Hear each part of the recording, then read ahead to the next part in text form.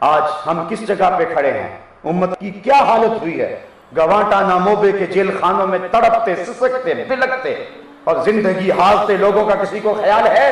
شتیلا اور صابرہ کے کیمپوں کے اندر سسکتے ہوئے نیم جان لوگوں کی کسی کو پرواہ ہے؟ کابل، کندھار، قلعہ جنگی، دشت لیلا، تورا بورا، تقریب، موصل، بغداد، القدس، کشمیر، غزہ، بوسینیا، چچینیا، صومالیہ، آپ دیکھیں تو صحیح، ہر سمت تمہیں لاشیں ہی نظر آئیں گی۔ تمہیں کبھی غور کرنے کا موقع، زندگی جیون بنی ہوئی ہے، زندگی تو قیامت بنی ہوئی ہے، ہمارے سروں سے بال نوچے جا رہے ہیں اور پھر ان زخموں میں تیزاب چھڑک کے تڑپنے کے لیے چھوڑا جا رہا ہے۔ یہ امت مسلمہ کا حال ہے۔ ابھی وہ شعر پڑھا جا رہا تھا کہ تیری امت کا حال عیسیٰ کی بھیڑوں سے بھی بدتر ہوا۔ آج دیکھیں ہمارے ساتھ گلے کاٹے جا رہے ہیں، اور جب خون بہہ جاتا ہے تو پٹرول پھیپھڑوں میں بھرا جاتا ہے، اور پھر اس کو آگ لگائی جاتی ہے۔ پھر جب وہ لاش تڑپتی ہے، رقص بسمل کے تماشے کرتی، امریکی گنڈے اس کو ٹھڈے مارتے ہیں اور کسی کی حس بیدار نہیں ہوتی۔ ایک مسلمان بیٹی کو کتوں کے آگے پھینک دیا جاتا ہے، خونخوار کتوں کے آگے، اور اس کی چیخوں سے یہ انگریز، یہ بدماش اور گنڈے لطف کشید کرتے ہیں، اور کسی کی غیرت نہیں جاگتی ہے۔ اٹھانا پھر کوئی رومی عجم کے لالا زاروں سے، وہی آب و گلے ایران، وہی تبریز ہے ساتھ۔ کسی کی غیرت نہیں جاگ رہی، کس کس کا رونا رہوں، کس کس کی بات کروں۔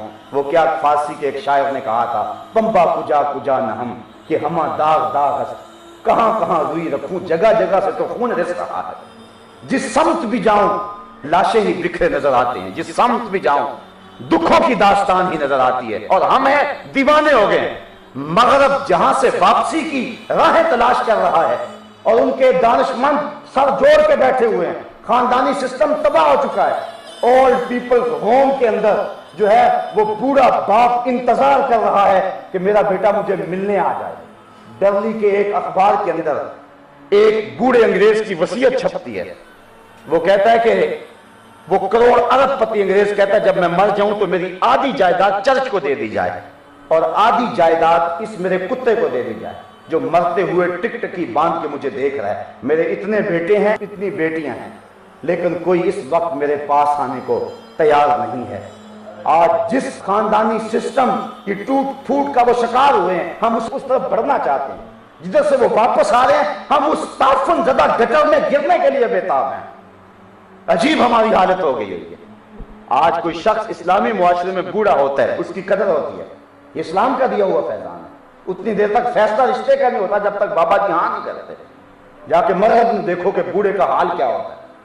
سال کے بعد ایک دن آ گیا مدر ڈے یا فادر ڈے، پھول لے کر چلے گئے سال کے بعد، اور میاں ہمارا تو ہر روز فادر ڈے ہے، ہمارا تو ہر روز مدر ڈے ہے، ہمارا تو ہر روز ٹیچر ڈے ہے، ہمیں کیا ضرورت ہے؟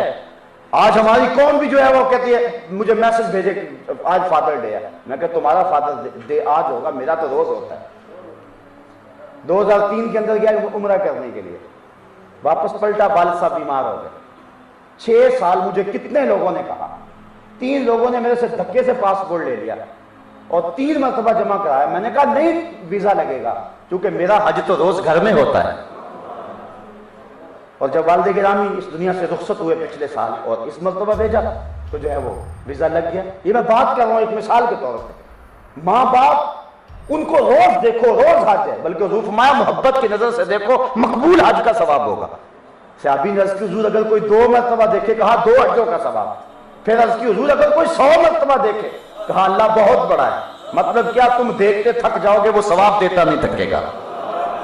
ہمارا تو ہر روز فادر ڈے ہے، ہمارا تو ہر روز مدر ڈے ہے۔ تم کس تہذیب کے پیچھے لگے ہو جنہوں نے 365 دنوں کے اندر ایک دن رکھا ہوا ہے ماں کے لیے، جنہوں نے 365 دنوں کے اندر ایک دن رکھا ہوا ہے باپ کے لیے، جنہوں نے 365 دنوں کے اندر ایک دن رکھا ہوا ہے استاد کے لیے۔ یہاں تو بیٹا جب گھر سے نکلتا ہے تو ماں کے قدم چوم کے نکلتا ہے، اور وہ اگر ماں کو ملنا بھول جائے یا باپ کو ملنا بھول جائے تو اس کا سارا دن بے چین رہتا ہے، اور گھر پلٹتا ہی ماں کو سلام کرتا ہے۔ ہمارا تو یہ دین ہے، تم کس کے پیچھے دوڑ رہے ہو؟ کوئی اٹریکشن ہی نہیں ہے جس تہذیب کے اندر تم اس کے پیچھے لگے ہوئے ہو۔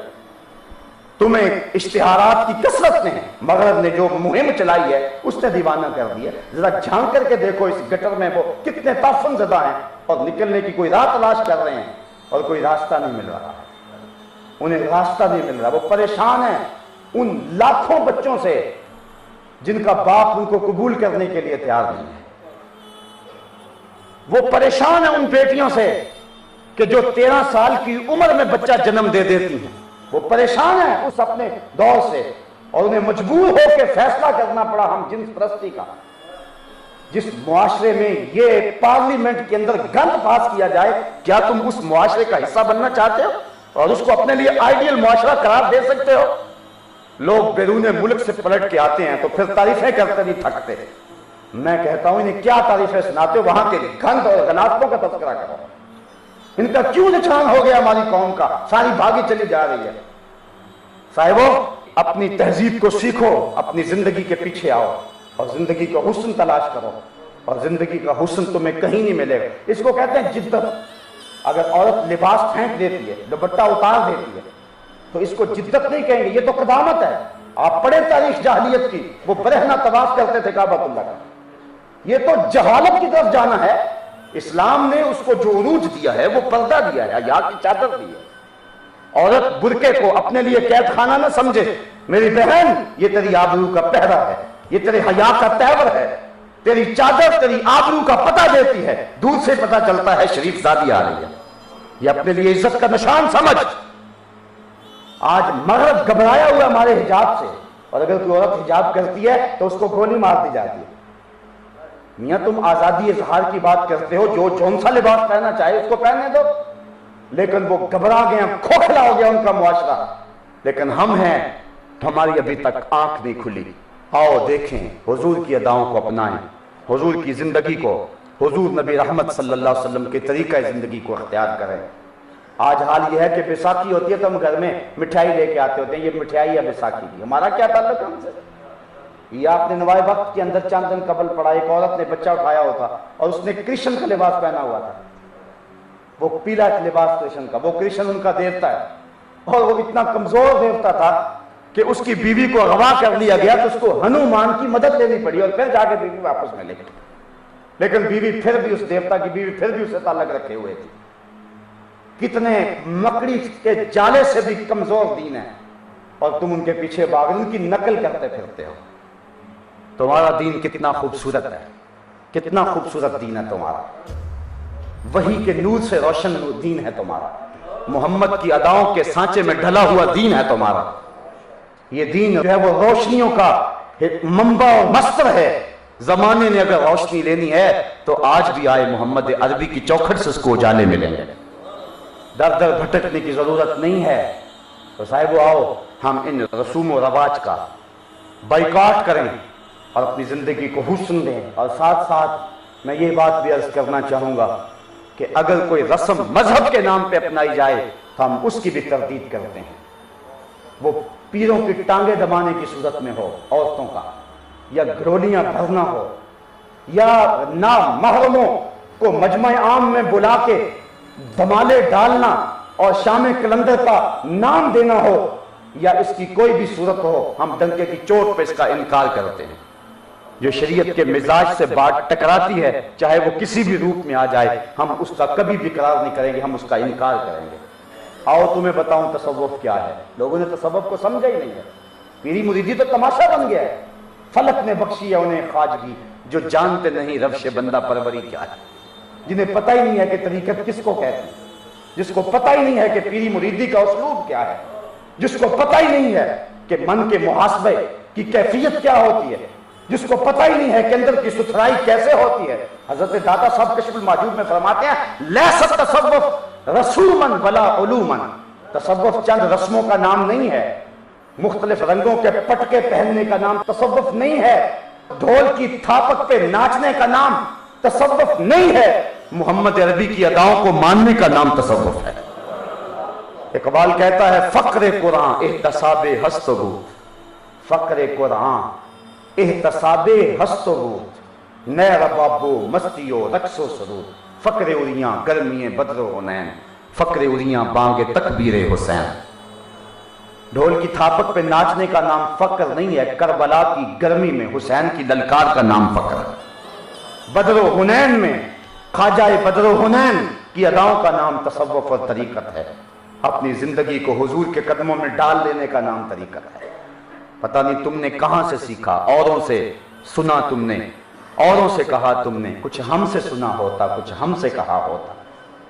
जिनसे मिलकर जिंदगी से इश्क हो जाए वो लोग आपने शायद ना देखे हों, मगर ऐसे भी हैं जो इंसानों को मुर्दा कर देते हैं और जो फिक्र की बालिदगी देने की बजाय फिक्र के सोते बंद करने की कोशिश करते हैं, जो मुतहर्रक और फ़आल इंसानों को बुज़दिल, कमजोर और तातल का शिकार कर देते हैं। वो दीन मुस्तफ़ा की फिक्र का फरोग नहीं कर रहे, वो अफलातून की का फरोग कर रहे हैं। ये बात तल्ख होगी, लेकिन इसके बगैर कहे मैं अपनी गुफ्तगू को मुकम्मल नहीं कर सकता हूं। हजरत अबू इसहाक अस्फ़राइनी अलैहिर्रहमा, आप जंगल में गए तो देखा कुछ लोग घास खाते हैं और अल्लाह अल्लाह करते हैं। हजरत इमाम अबू इसहाक अस्फ़राइनी ने लिखा, दाता साहब कश्फुल मौजूद में लिखते हैं, पढ़े तसव्वुफ़, पता नहीं कहां से लोगों ने तसव्वुफ़ पढ़ा। आपने उनको देखकर कहा, आकिलतुल हशीशे हा होना अंतुम व उम्मत मुहम्मदिन फिल फितन, तुम यहां घास खाते फिरते हो और नबी की उम्मत फितने में है, उसको फितने से कौन निकालेगा। आओ साहिबो हम अज़्म करें। मैंने उस दिन कहा था जब इस प्रोग्राम का आगाज किया था कि ये दर्स कोई रस्मी दर्स नहीं है और ना मैं अपने इल्मी तफव्वुक़ को बयान करने